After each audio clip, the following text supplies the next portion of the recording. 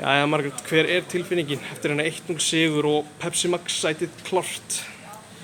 Hún mjög góð, en hún hefði mátt vera betri og við mátt gera þetta fyrr.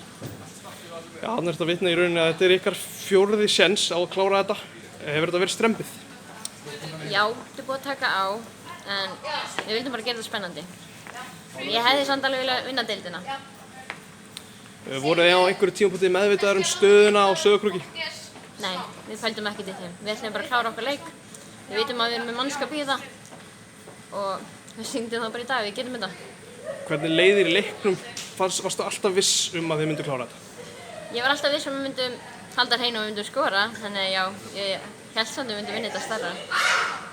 Eins og það var vendipunktur í leiknum þegar þær fór rautt spjald og þá svona bættu þið enn frekar í. Þú hefði viljað fá fleiri mörk kjölfarið? Já, við eigum að nýta færin okkar betur, en við nýtum eitt gott, þannig að ég sá. Framhald þitt hjá FH, hvernig er það? Ég er allan með samning út næsta ár, en það kemur aldrei ljós hvernig veturinn minn verður, hann er smá óljós.